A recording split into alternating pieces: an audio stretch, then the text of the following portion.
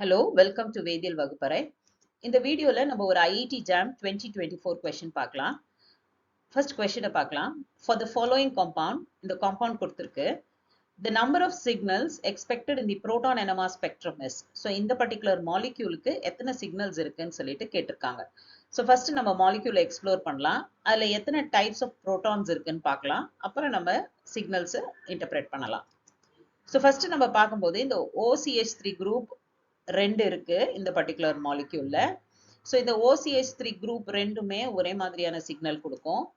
இது மட்டும் இல்ல, நம்ம அரோமேட்டிக் புரோட்டான்ஸ் பார்க்கும்போது 4 அரோமேட்டிக் புரோட்டான்ஸ் இருக்கு இந்த பர்டிகுலர், பிகாஸ் பேரா டை சப்ஸ்டிடியூட்டட் காம்பவுண்டா இருக்கிறதுனால இந்த பர்டிகுலர் மாலிக்யூல்ல 4 புரோட்டான் இருக்கு. இப்போ நம்மளோட கொஸ்டின் என்னன்னா, இந்த 4 புரோட்டானும் சேம் என்வாயன்மெண்ட்ல இருக்கா இல்ல டிஃபரெண்ட் என்வாயன்மெண்ட்ல இருக்கான்னு பார்க்கணும்.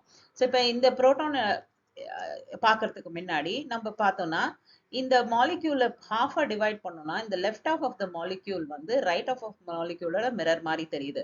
அதாவது ஒரே சிமிலர் செட் ஆஃப் குரூப்ஸ் தான் இருக்கு. ஸோ அதனால ஒரு செட் ஆஃப் புரோட்டான்ஸ் தான் நமக்கு சிக்னல்ஸா காட்டும். ஸோ இப்போ இந்த ஒரு செட் ஆஃப் புரோட்டான்ஸ்ல எத்தனை சிக்னல்ஸ் வரும்ன்றத நம்ம பார்க்க போறோம்.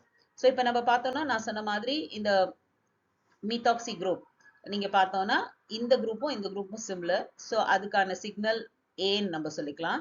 அடுத்தது இந்த proton of the benzene ring, இந்த ஆர்த்தோ புரோட்டான்ஸ் ரெண்டுமே சிமிலர் புரோட்டான்ஸ், ஏன்னா அவங்களோட நெய்பரிங் புரோட்டான்ஸும் சேம். ஸோ அதனால இந்த புரோட்டானும் இந்த புரோட்டானுக்கும் ஒரே சிக்னல் தான் கொடுக்கும்.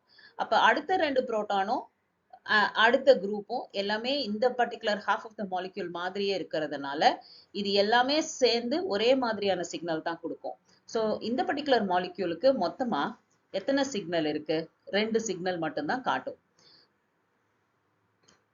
ஸோ இது புரிஞ்சதுன்னு நினைக்கிறேன். தேங்க்யூ.